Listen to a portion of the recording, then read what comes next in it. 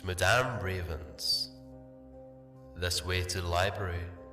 She's been expecting you.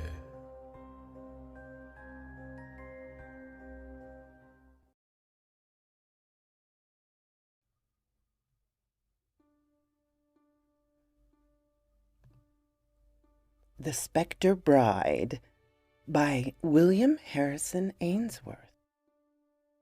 The castle of Herne's Wolf, at the close of the year 1655, was the resort of fashion and gaiety. The baron of that name was the most powerful nobleman in Germany, and equally celebrated for the patriotic achievement of his sons and the beauty of his only daughter.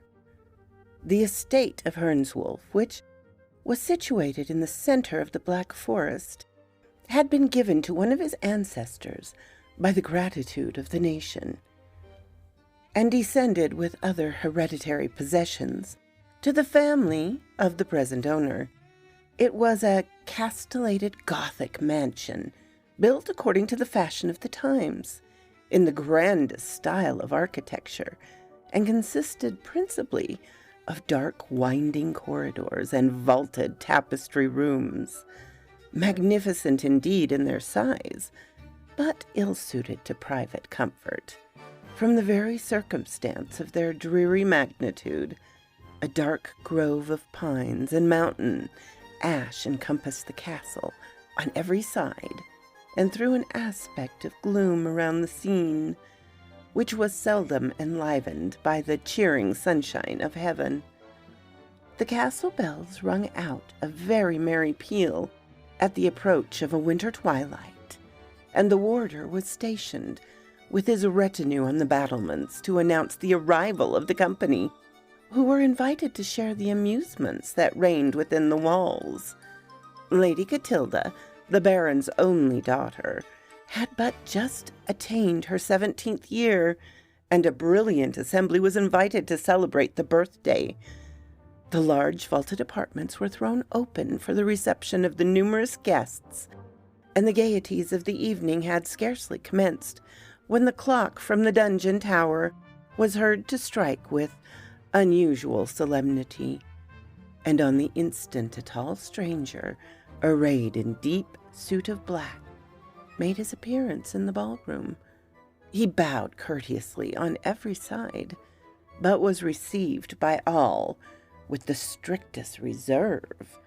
No one knew who he was or whence he came, but it was evident from his appearance that he was a nobleman of the first rank, and though his introduction was accepted with distrust, he was treated by all with respect. He addressed himself particularly to the daughter of the baron, and was so intelligent in his remarks, so lively in his sallies, and so fascinating in his address, that he quickly interested the feelings of his young and sensitive auditor. In fine, after some hesitation on the part of the host, who, with the rest of the company, was unable to approach the stranger with indifference, he was requested to remain a few days at the castle, an invitation which was cheerily accepted. The dead of the night drew on, and when all had retired to rest, the dull, heavy bell was heard swinging to and fro in the gray tower.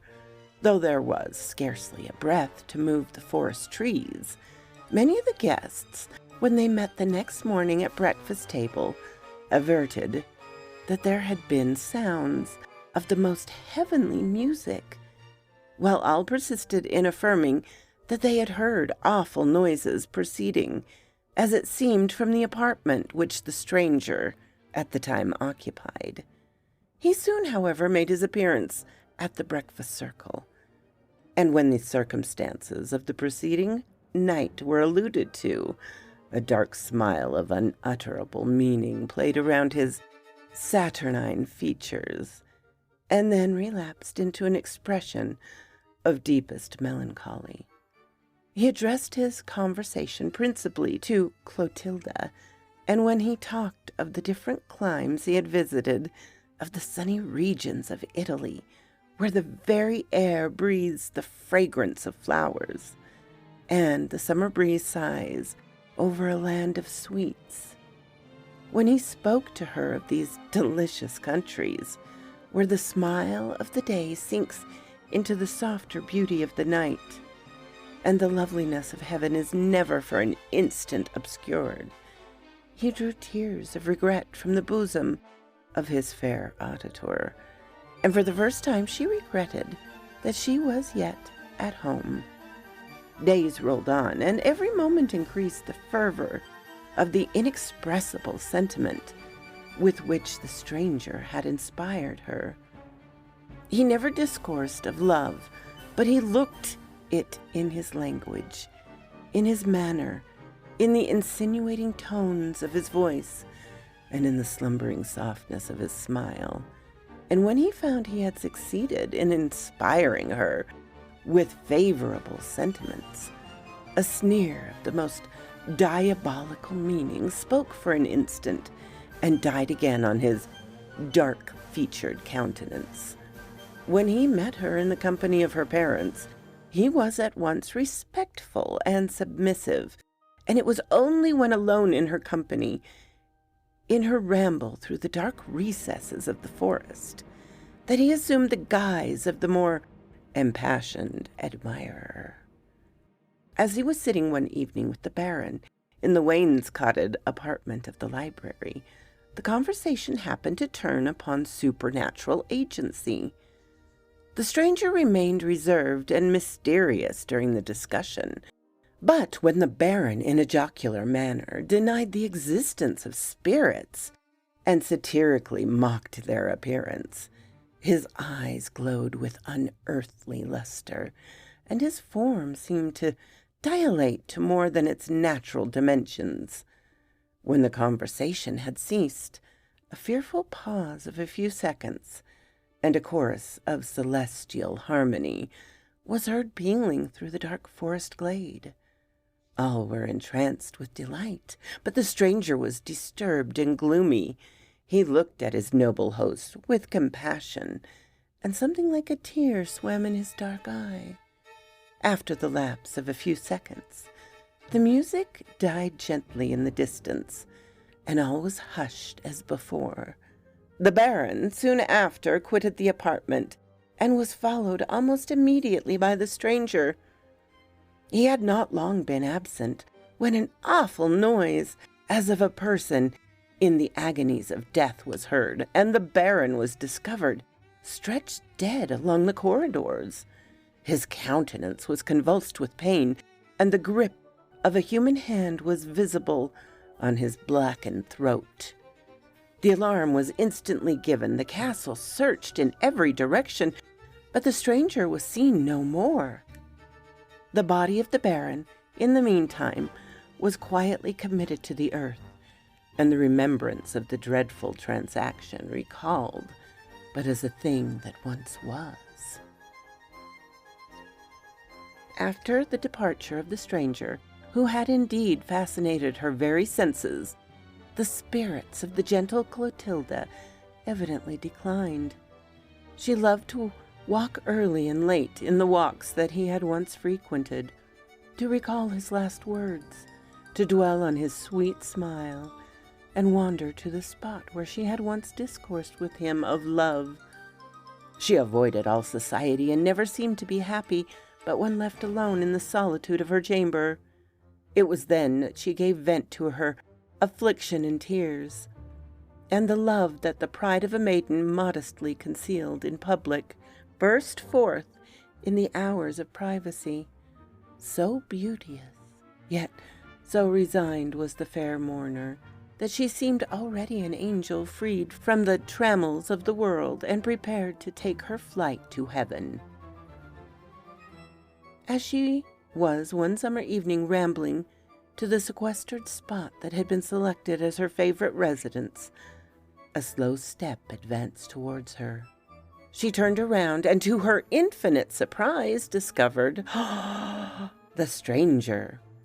He stepped gaily to her side and commenced an animated conversation. "You left me," exclaimed the delighted girl, "and I thought all happiness was fled from me forever. but you return, and shall we not be happy again?" "Happy?" replied the stranger, with a scornful burst of derision. "Can I ever be happy again? Can there?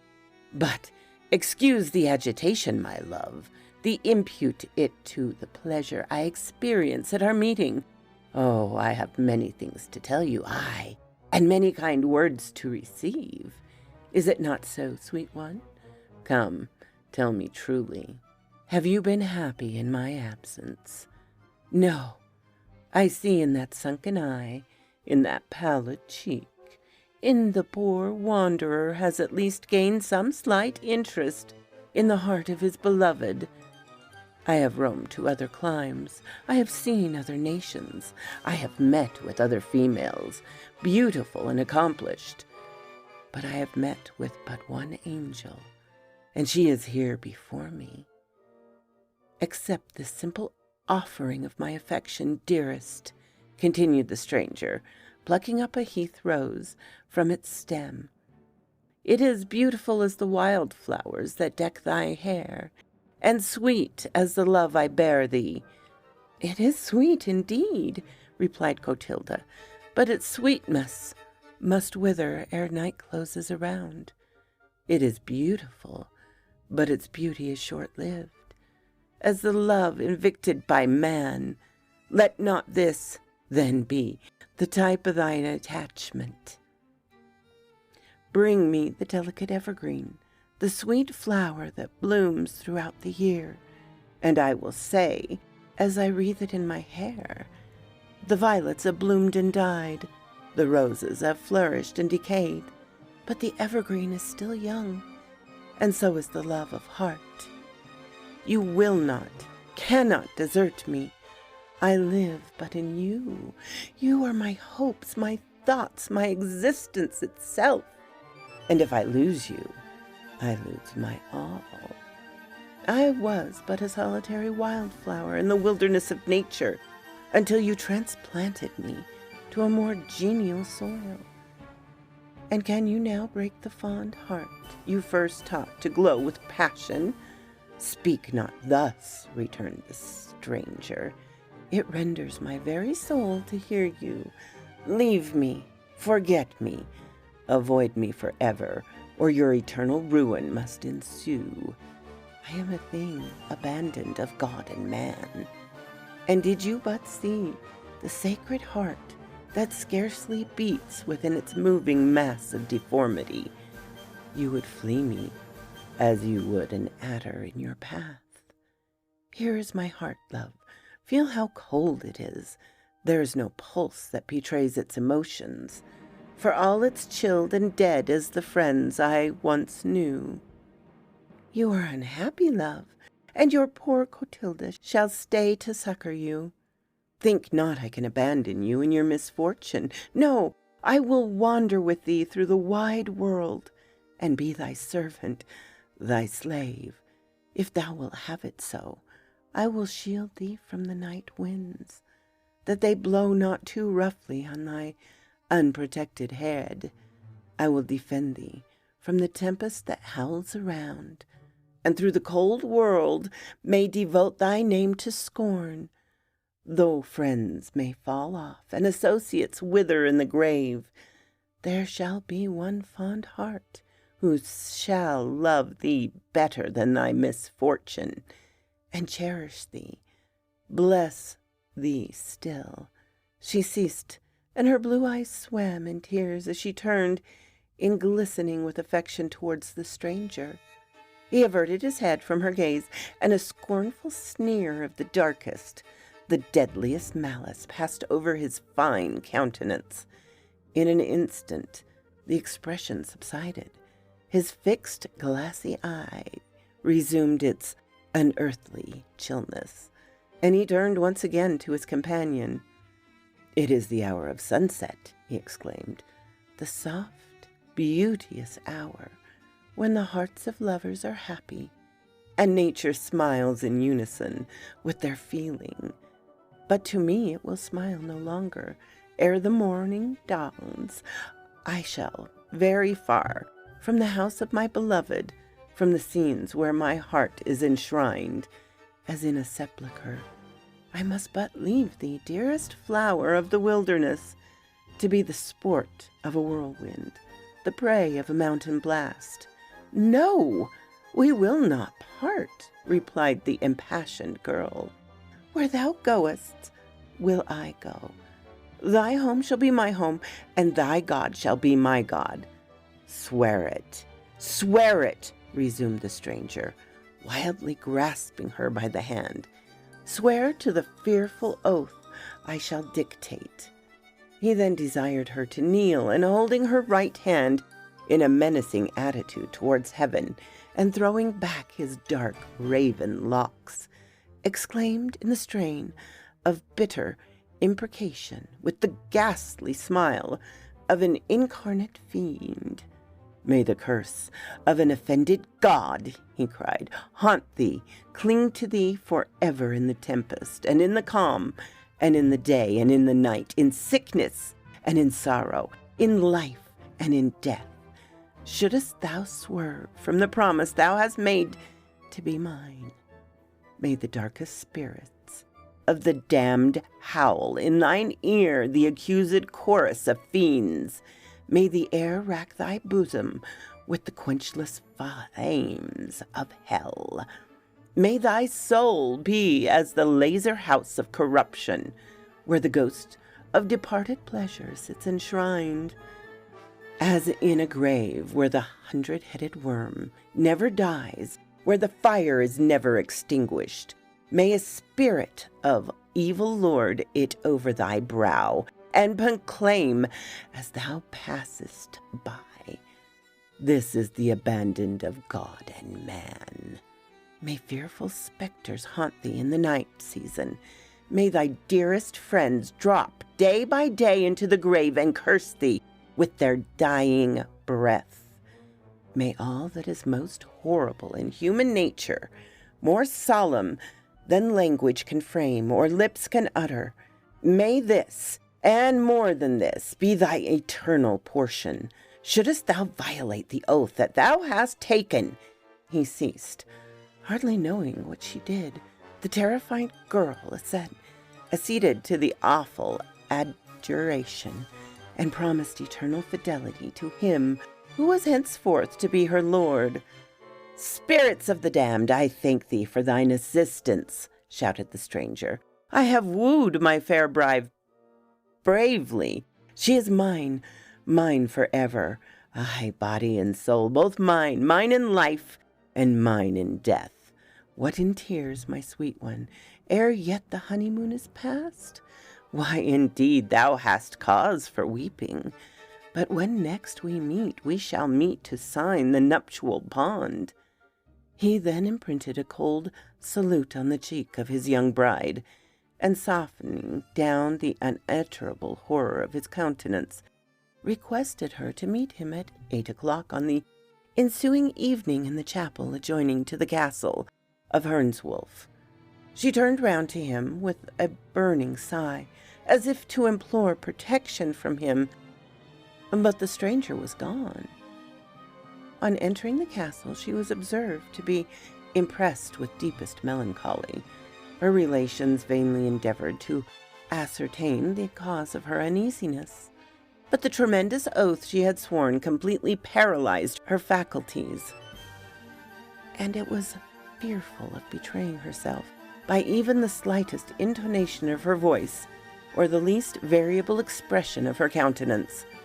When the evening was concluded, the family retired to rest, but Clotilda, who was unable to take repose from the restlessness of her disposition, requested to remain alone in the library that adjoined her apartment. All was now deep midnight. Every domestic had long since retired to rest, and the only sound that could be distinguished was the sullen howl of the band dog as he bayed. The waning moon, Clotilda remained in the library in an attitude of deep meditation. The lamp that burned on the table where she sat was dying away, and the lower end of the apartment was already more than half obscured. The clock from the northern angle of the castle told out the hour of 12, and the sound echoed dismally in the solemn stillness of the night. Sudden, the oaken doors at the farther end of the room were gently lifted on its latch, and a bloodless figure, apparelled in the habiliments of the grave, advanced slowly up the apartment. No sound heralded its approach, as it moved with noiseless steps to the table where the lady was stationed. She did not at first perceive it, till she felt a death-cold hand fast gripped her own, and heard a solemn voice whisper in her ear, "Clotilda." She looked up. A dark figure was standing beside her. Her endeavor to scream, but her voice was unequal to the exertion. Her eye was fixed, as if by magic, on the form which slowly removed the garb that concealed its countenance, and disclosed the livid eyes and skeleton shape of her father. It seemed to gaze on her with pity, a regret, and mournful exclamation. "Clotilda, the dresses and servants are ready. The church bell has tolled, and the priest is at the altar. But where is the affianced bride? There is room for her in the grave, and tomorrow shall she be with me." Tomorrow?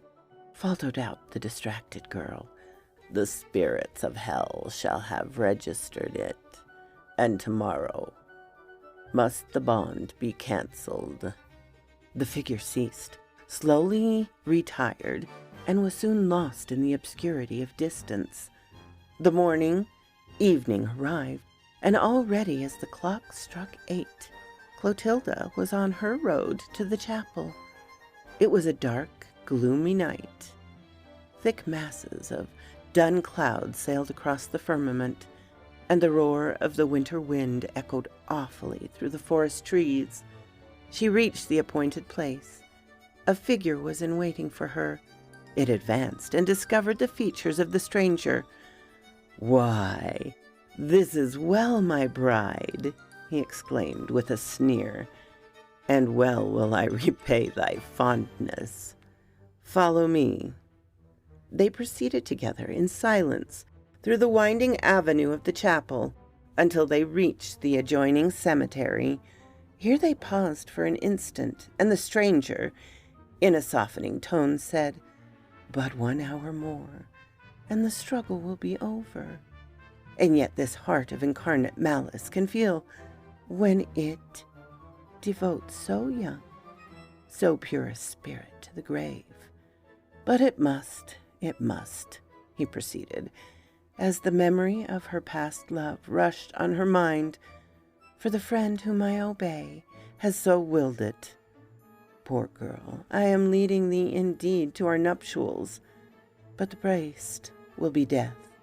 Thy parents, the mouldering skeletons that rot in heaps around, and the witnesses to our union, the lazy worms that revel on the carious bones of the dead. Come, my young bride, the priest is impatient for his victim."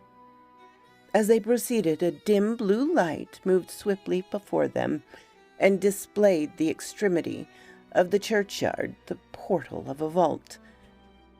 It was open, and they entered in silence. The hollow wind came rushing through the gloomy abode of the dead, and on every side were piled the moldering remains of coffins, which dropped piece by piece upon the damp mud. Every step they took was on a dead body, and the bleached bones rattled horribly beneath their feet. In the center of the vault rose a heap of unburied skeletons, whereon was seated a figure too awful even for the darkest imagination to conceive. As they approached it, the hollow vault rung with a hellish peal of laughter, and every moldering corpse seemed endued with unholy life. The stranger paused, and as he grasped his victim in his hand, one sigh burst from his heart, one tear glistened in his eye. It was but for an instant. The figure frowned awfully at his vacillation and waved his gaunt hand. The stranger advanced. He made certain mystic circles in the air, uttered unearthly words, and paused in excess of terror.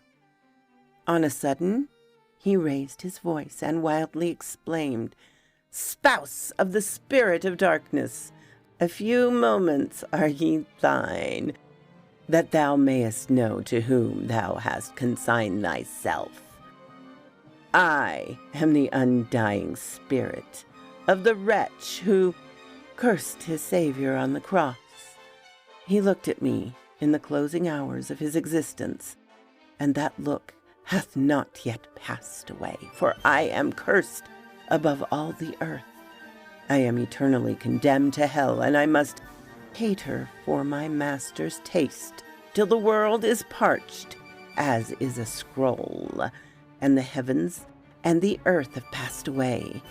I am he whom thou mayest have read, and of whom fate thou mayest have heard.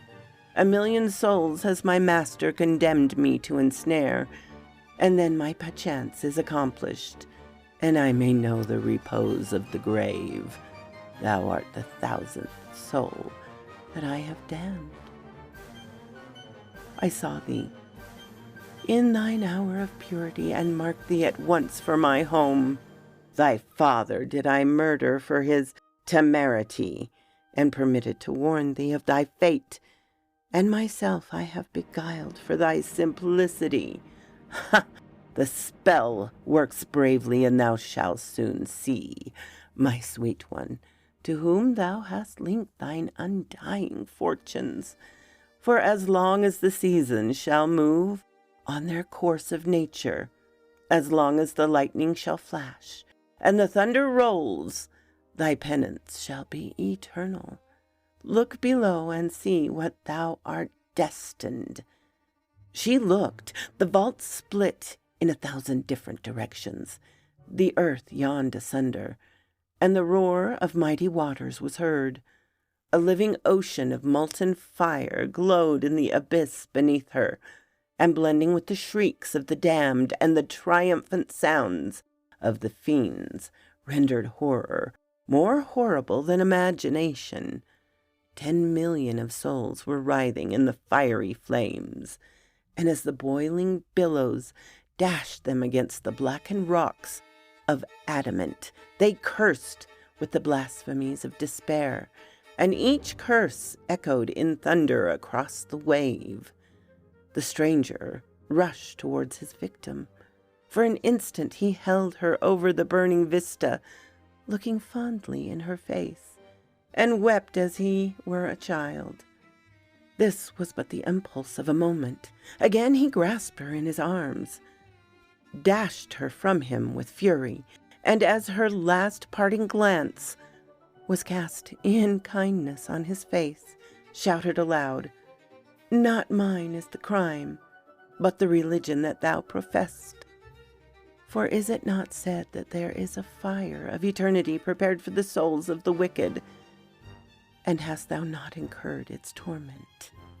She, poor girl, heard not, heeded not the shouts of the blasphemer. Her delicate form bounded from rock to rock, over billow and over foam. As she fell, the ocean lashed itself, as it were in triumph to receive her soul, and as she sunk deep in the burning pit, 10,000 voices reverbed from the bottomless abyss. "Spirit of evil, here indeed is an eternity of torments prepared for thee, for here the worm never dies, and the fire is never quenched." So quoth this raven.